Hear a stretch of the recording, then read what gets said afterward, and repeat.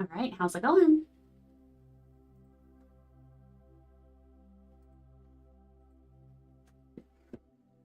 All right, so as long as everybody has everything together now for our little project tonight, the very first thing that I want to cover is how exactly to find the center of whatever it is that you want to work with. Again, we're making 100% sure at this point that you have all of your supplies together. Now, for me tonight, we are going to be doing a spiral pattern, and that lends itself very well, obviously, to something circular, but it doesn't have to be. Okay. You can certainly grab onto a square piece. It doesn't necessarily matter. If you do have a square piece, there's obviously two quick and very simple ways for you to figure out the center. First one, of course, is just to line up your ruler with the corners.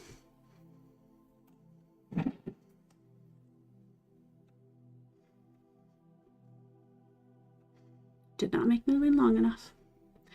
And find your center here. Okay. That dot is the only thing that you're going to need on a square surface. If you're just practicing tonight, the other thing that you can do is fold your paper to get the center. I'll just quickly do this because I don't have a whole lot of room immediately above the camera. This isn't necessarily ideal though for what we're doing tonight, but okay, so there's your center. The reason I say that this particular method is not the best for tonight is because we're going to be working with the spiral. We're not going to use any guidelines, and there is a possibility that these folds will act like guidelines and will throw you off. Okay. If you're using a circle, one of the easiest ways is going to be to cut out a piece of paper, like I have here, that matches your circle. Okay. Fold that in quarters. Match that up to the edge. Okay. And then the tip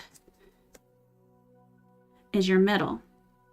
Now, we're not going to be doing that today, but just kind of as a, hey, by the way, what you could do is now that you've got the quarters here, mark down the sides, and now all of a sudden you have a way to mark guidelines because now you've got a line here, you can scoot this over, and all of a sudden you have guidelines. Okay. Like I said, I don't think I necessarily would recommend this particular piece, being that it's designed for a beginner, to be done on something like a rock. Okay. But if you're going to use one, perfectly fine.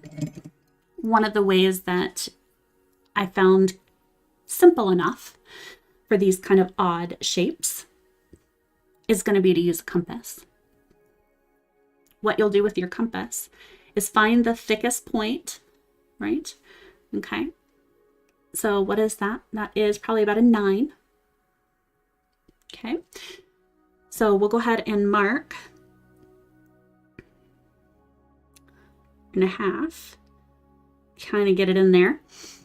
So at that point, then we'll take, and again, I just closed this because I was using centimeters, but close this to half of the width and place a mark. And then do the same with the other side, right? So that one is also probably right about 9 as well. So shorten that up and then make a mark. Now, when I say mark, just like on the other paper, you don't necessarily have to just make a quick dot, but really kind of draw kind of a line, and wherever they meet is going to be the most centered point. Obviously, you're never going to be able to get exact center with something kind of shaped like this, but that's the best way to get the closest to middle. All right. Now, for me, I used a compass to draw this. This was just a 6 that I went ahead and drew. Okay. 6 centimeters. And for me, this is super, super simple because I have the point of my compass right here. So automatically I know that's the center. Right, a little cheaty. Okay. I'm gonna this over just a little bit. I'm gonna get some of this stuff off of my desk here. Okay. Again, I've chosen just a heather and white as my 2 colors. Make sure that you have at least 2 colors if you plan to do it in a pattern. If not 2 colors, do 4, something like that. Okay. The other thing that I was going to show you, like I said, I would suggest having another piece of paper kind of handy. I did this a while back, but it came in really, really handy. When it comes to laying out your dots, you will find that I know I've watched, I couldn't tell you how many videos, and they are very, very few of them. Very few. I think I've seen 2, maybe 3 out of probably a dozen or more that I watch that actually give any real sizing to this particular pattern. So there's 2 ways to do this. I experimented around a little bit, but I'm not going to focus too much on that. The first method is going to be to do increments of 2, right? We're going to start with one particular size center, and then each row is going to be another increment of 2. So in this particular case, the center was a 12, 2, a 4, and a 6, and so on and so forth. This is the method that we're most likely going to be doing tonight. These are 1 increments, meaning that this was a 12, this was a 2, 3, 4, 5, 6. Problem becomes, as you can see here on the 6, and even with the 5, you are going to get extra spacing. And if you like that, that's perfectly fine. The farther you go out, if you continue with this increment of 1, it will get larger and larger, that space. And so you're either going to think about how you want to fill that in, if you want to add another element later, or if at this point we want to do incremental size increases after you get probably to the 4 or 5. This is probably the easiest though. I would not necessarily start with anything larger than a 2 unless you have tools that are going to exceed probably 14. Okay. All right. So let's get into this. Again, let me get some stuff off my desk here. All right, clean up just a smidge. Okay. Now, let me get this back on here. So now I'm going to start with a 12.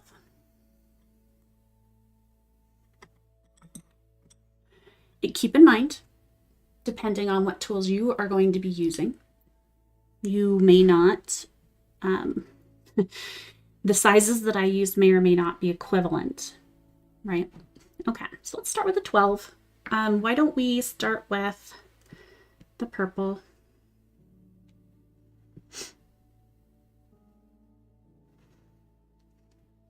All right, I'm going to try to get this as centered as I can. Okay.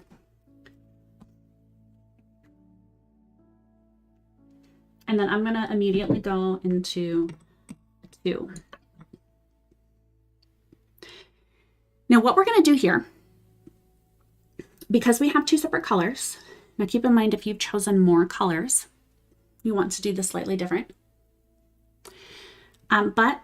So let's go into the white, and I'm going to be talking compasses, okay? North, east, north, south, east, and west. Goodness gracious.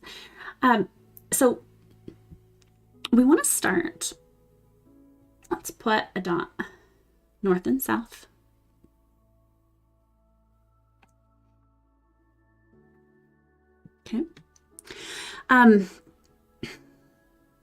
What I will say is that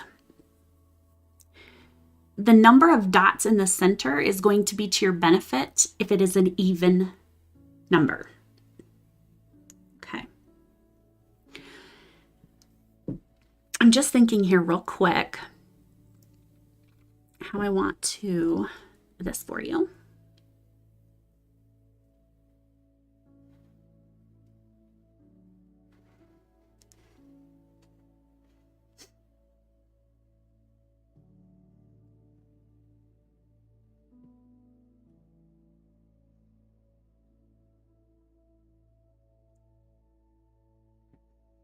Okay, I'm right-handed, so I'm going to go around the right.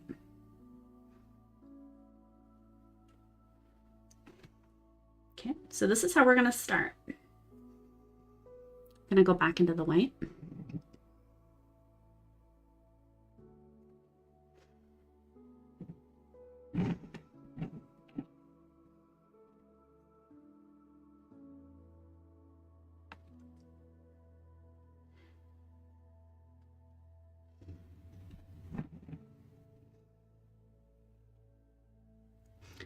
Now you could do all the white or all the purple together. You know, that's perfectly fine too.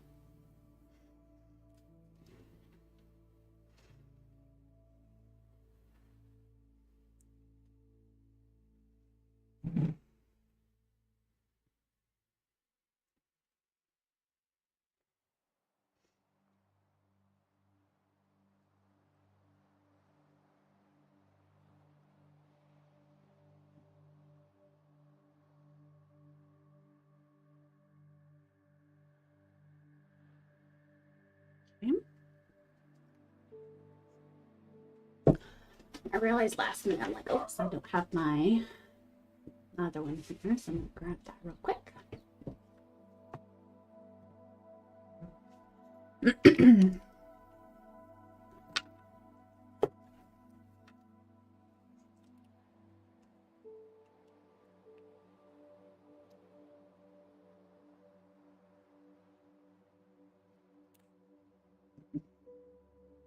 Okay.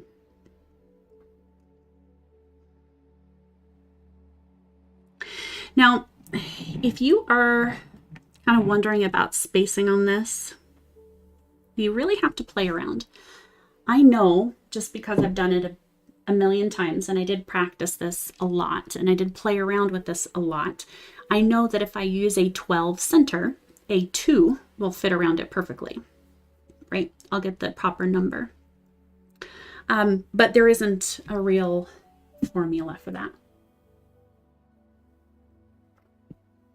Okay, so now we've laid down the 2.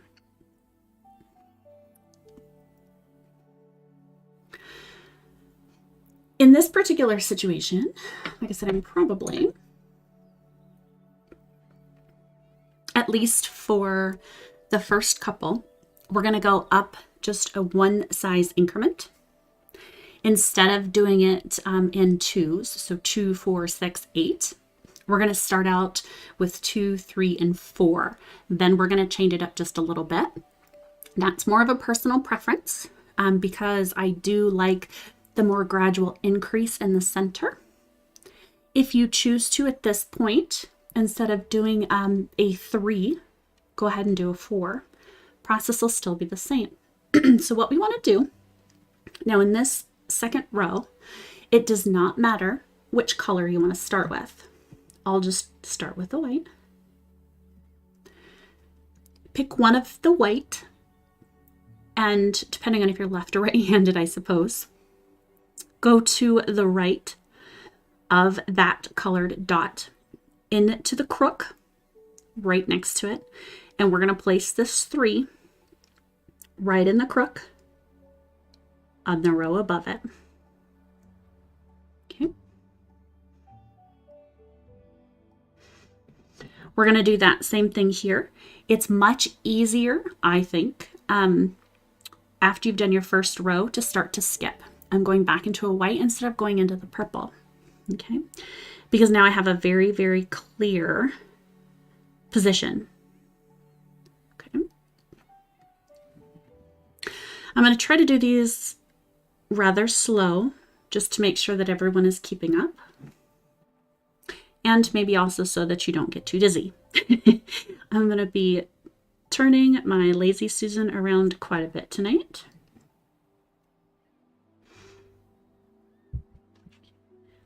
All right.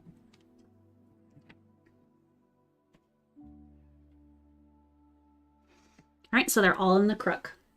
At least that's what I call it, in that little space between the two. Okay, wipe my tool off.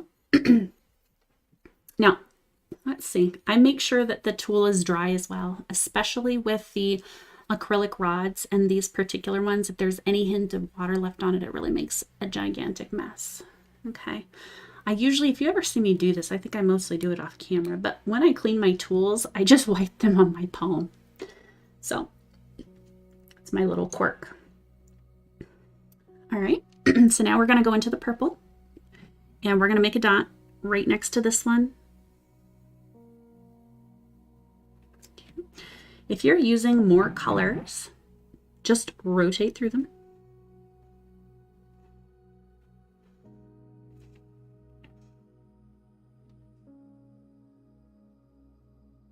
As you can see, as long as you've laid down the first row correctly, spacing should be a breeze. You should not need to worry about that at all. Okay. Your tool should fit in perfectly.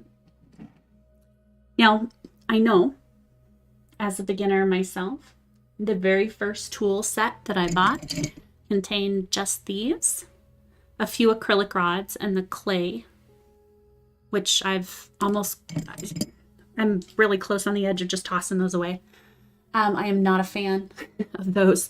But again, you may or may not have even spaced numbers or size increases when you have something like these.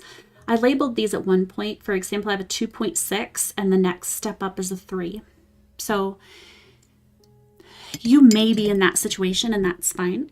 Just continue to go up with whatever the next size of tool is that you have. And again, utilize a piece of paper off to the side maybe to practice a little bit. See what the next row would look like if you don't want to kind of shadow and do it that way.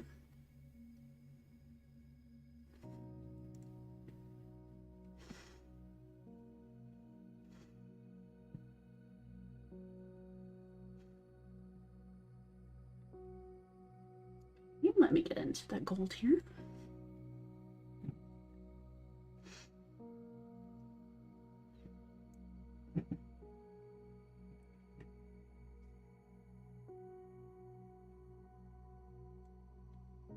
Okay, so now we've got row 2 down. I'm going to go up from a 3 and I'm just going to jump into a 4.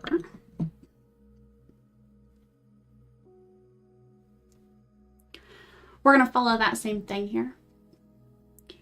I'm just going to start back on my white because that's the first thing in my palette.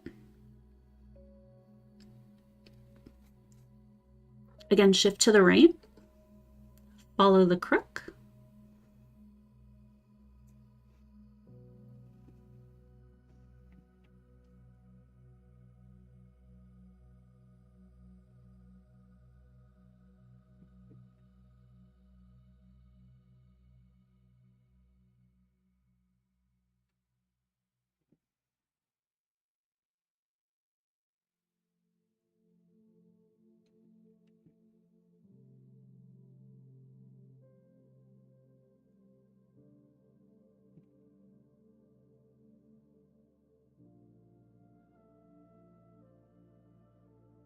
Okay. Oops. I'm going to leave that. It's not going to cause me a problem. It's better than trying to run and fix it at the moment. Okay, so now into my purple.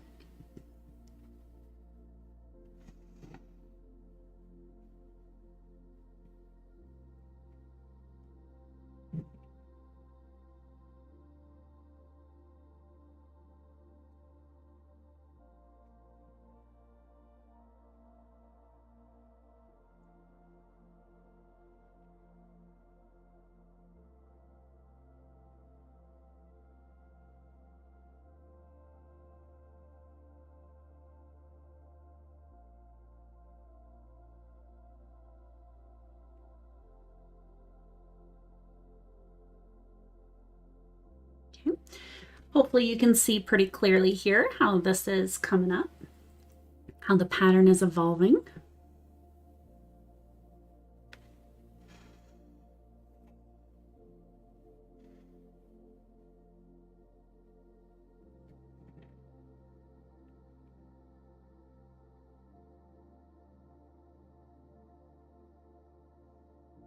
Okay.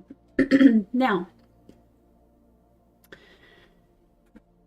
as I was talking about, if I were to go into 5 at this point,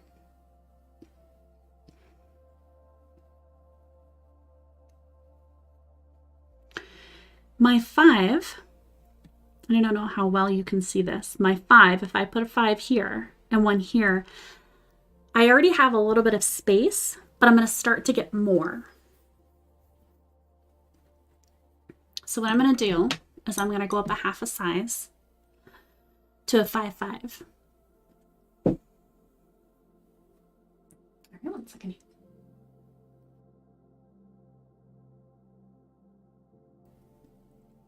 Now again, this is only going to be something you might need to do if you are following along and doing it just one tool size at a time.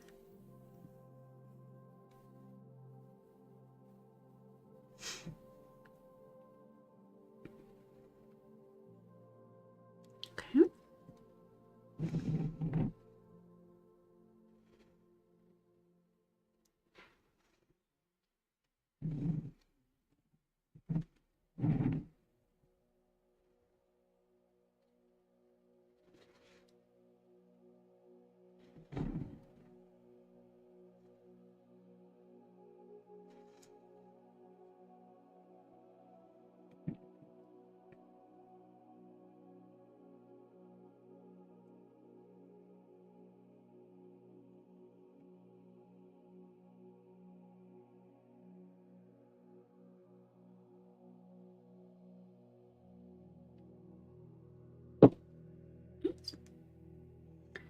Okay, just wipe my tool off and let's go into the purple then.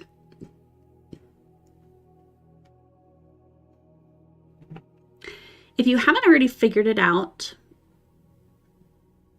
I think the spiral is probably by far the easiest and the best shape, pattern, design to start with for a beginner. Massive confidence builder, I'd say.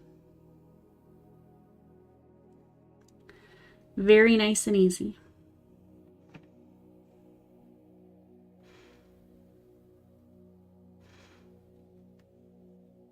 Okay. And I know I'm going very slow today. Very, very gentle and slow. If you're doing this faster than me, fantastic. No problem.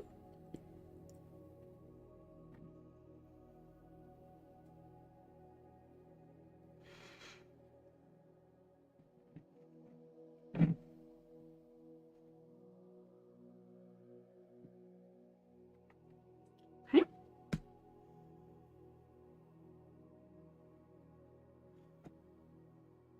Now, I'm at a 5-5 at this point. If I were to go up a full step to a 6-5, you'll see the problem again. I'm going to run into a little bit of extra room. So in this point, I'm going to go up to a 7. We're still going to end up with a little bit of space in between.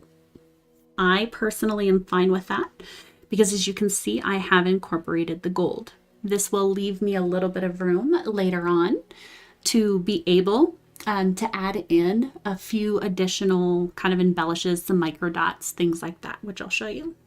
Okay, so again, I'm going to go up to a 7 now. That is a step and a half from the previous row.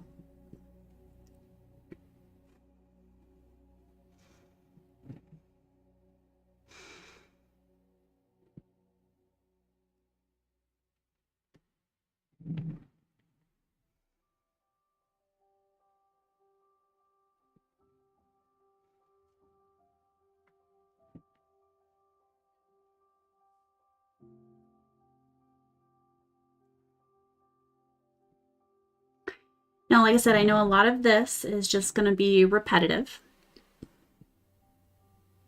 Once you get down the first couple of lines, it's really rather self-explanatory.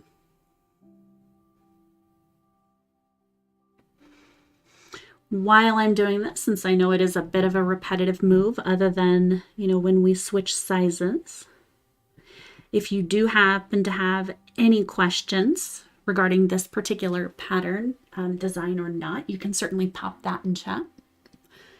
Be happy to answer your questions while we are at it.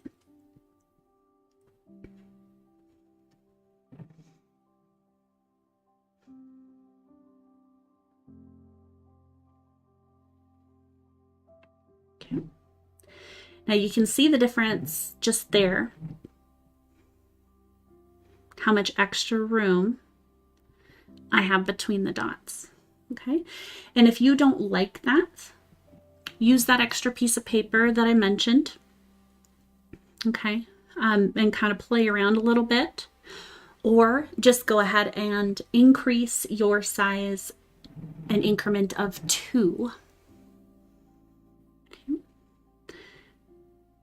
If you are able to, I should say. Because yeah, I understand that you may or may not have a tool set that provides for that option.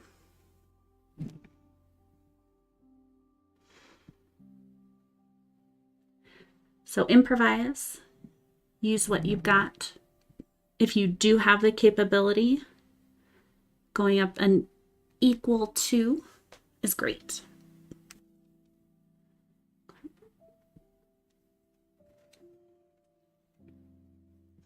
And again, tonight I am just on a piece of paper here, just some construction paper. Often enough, you'll hear me talk about practicing grabbing things for my sessions from my daughter. She had to yell at me the other day because, again, I stole another piece of her black construction paper. Mom, you're not going to leave me any black construction paper. I'm not going to have any.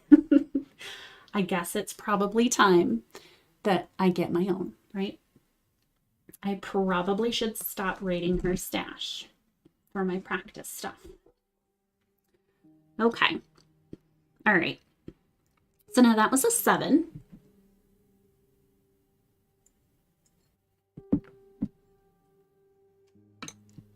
Again, I'm going to go up to an 8.5 at this point. And actually, let me take a quick look because I might even want to go up to a 9. Yeah. Yeah, I think I'll go up to a 9. I could even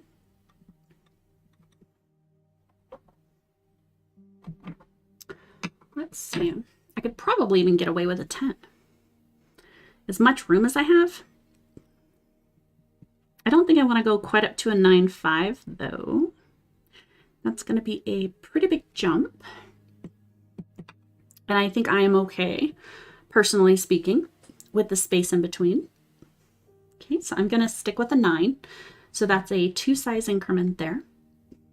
And as you can tell, other than the first rows here, there's not going to be something, if you're starting with a 1 like we are today, that's one of the reasons I wanted to do it this way, there's not going to be a formula. A lot of this is about personal preference, and yeah, you can say go 2, go E1.5, play around with it a little bit.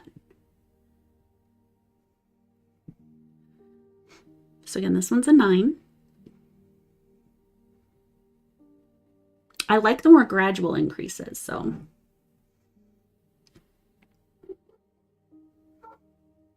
Okay. I forgot my P was a little occupied there. Okay.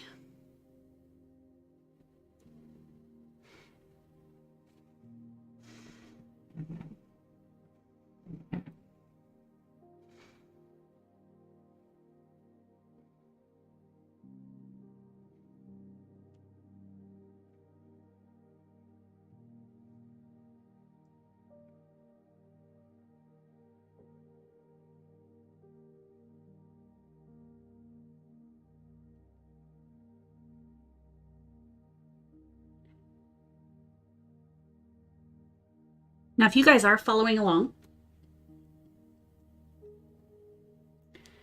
if you would like, drop by the group, drop by my page on Facebook. Show me what you did.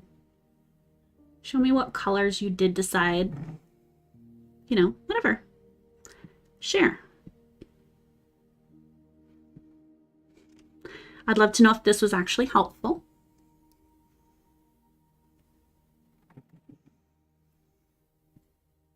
If you did decide to go for the 2 increments, maybe your tools don't allow for it. Whatever the situation is.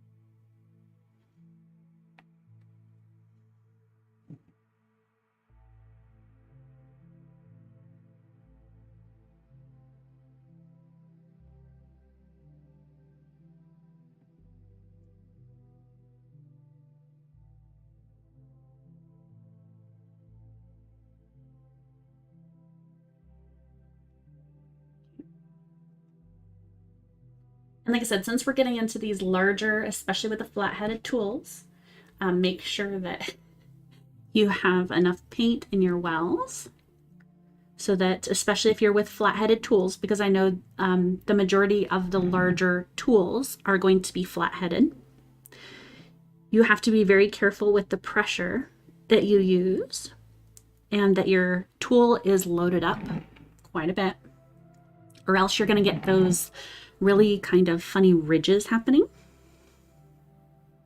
Okay. And so to avoid that, again, just make sure that you're dipping very heavily, maybe even twice. Okay, and or that your well is nice and full.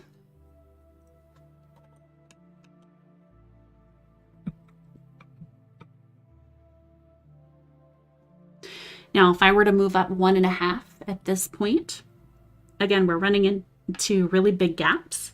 So I'm actually going to go up to an 11.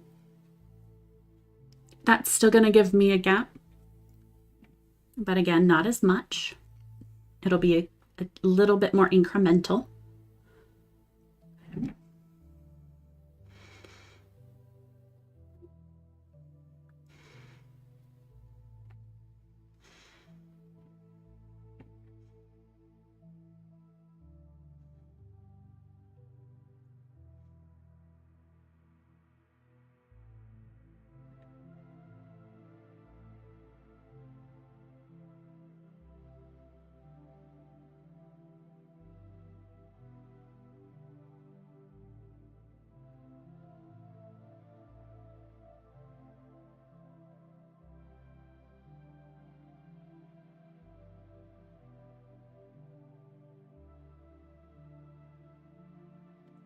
If you are running into any problems,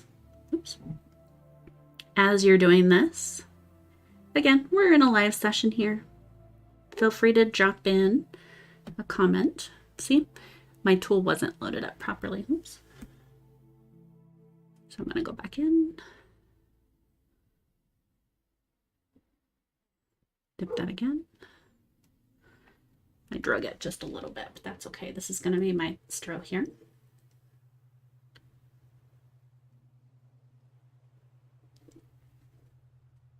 Okay, purple.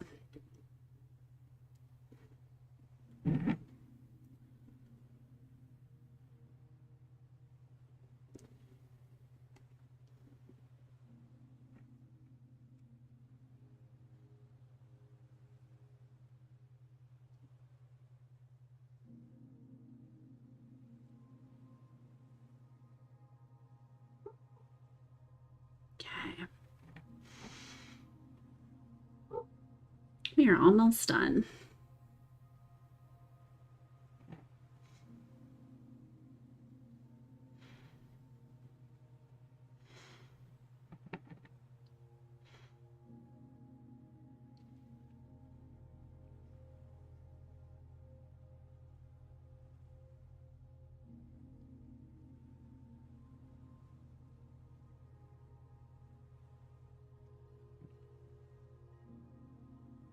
Now I did the gold here just because I think it's kind of a cool little accent.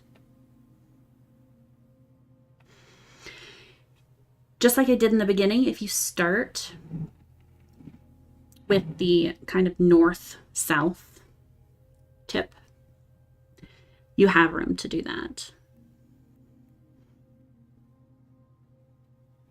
All right.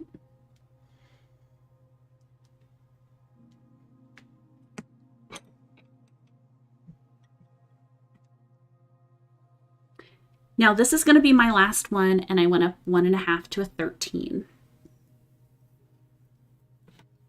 Matter of fact, I'm actually kind of running out of my white paint in my well here. All right. Let me actually add a little bit more paint for this last row.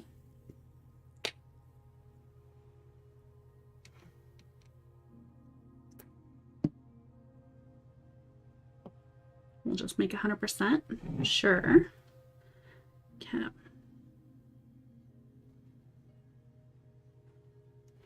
Now this for me is a little harder because as you're going to see, since this is right at the edge, I have to hold the paper down. If you're doing this on something else, on a rock or MDF or something, you're obviously not going to have this problem. But out here at the edges, it gets a little fun. Okay.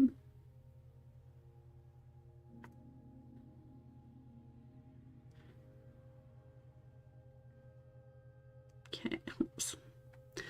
All right. Yeah, and you can see it moves a little bit. If this is something that I was going to be doing as a gift for somebody or something that I was doing, I definitely wouldn't be doing it on paper. So, okay. Yeah, since it's lifting up, it's pulling away kind of funny too. Okay, there we go. All right. Whoa, hello. Hello, white paint. All right, let me try that again. There's a little bit of stringiness because this particular paint bottle is a little older. Got exposed a little bit to some cold. See, it's a disaster.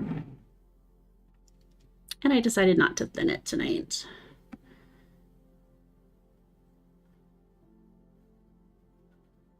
All right, there we go. Okay.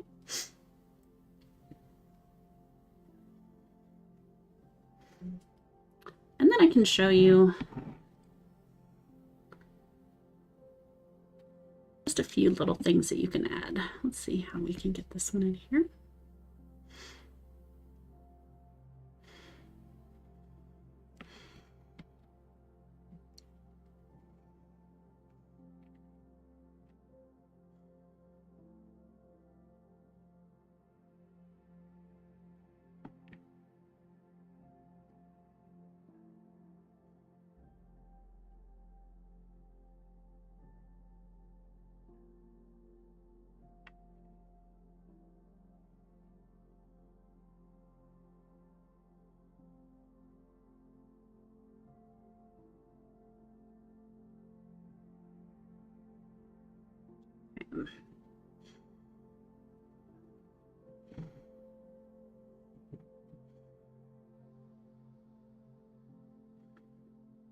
And our gold.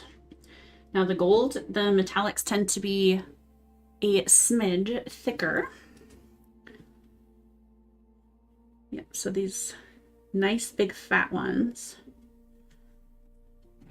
A lot of paint.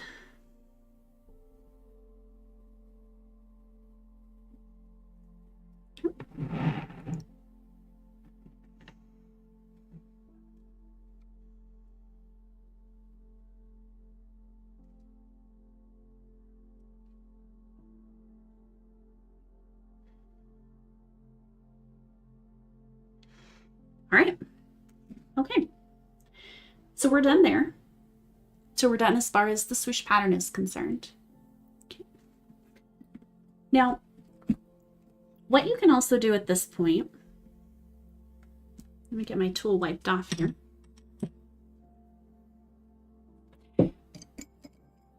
Is now you can go back in, find a good spot to hold on to here, with something like the gold. And I grabbed just a 1. And I would normally do this obviously when it's dry, because as you can see the problem here.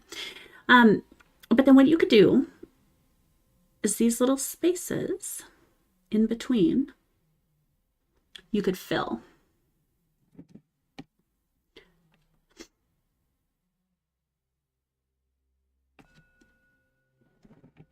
As you go out, you essentially want to pull the size of your tool up so you're filling in more of the gap. Let's see, we were about here. 4th, right?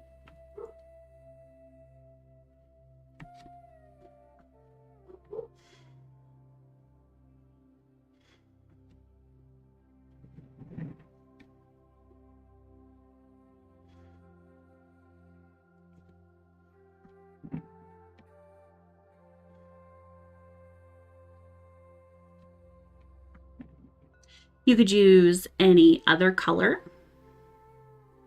You definitely don't have to stick with a particular accent.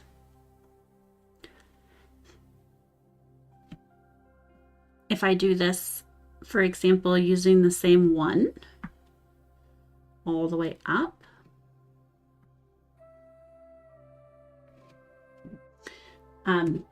bring it out to a larger size. Let me see, what would this be in the middle? If we were to do something even here, we could probably, I don't think I necessarily want to go to a 4 or 5, but that's the size of the space that is here between these. So you could make even another kind of row in between. You know, you could actually do it backwards. Let me find a spot here that I haven't used, right? So you could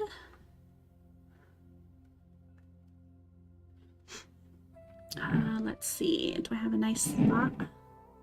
Something like here.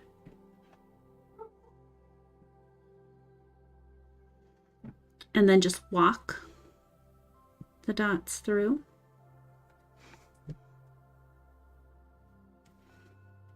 However you wanted to do it.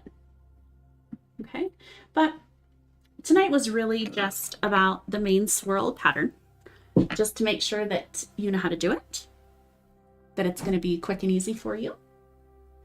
And like I said, hopefully this will take away a little bit of your fear of doing things without a guideline. All right. I certainly appreciate anyone that has dropped by doing so. I hope it's been fun. This one is certainly simple enough and definitely fun though. Well, actually I was thinking it was going to take us just a little less time, but I'm glad it didn't. Okay, so we are almost at the hour mark. I usually leave my episodes here right about at the hour. So I'm going to have another minute or two if anyone needs to ask any other questions or has any comments. I'll stick around for just a quick minute. But otherwise, I hope you have a fantastic afternoon, evening, or morning, depending on where you're located at the moment. And take care. Enjoy.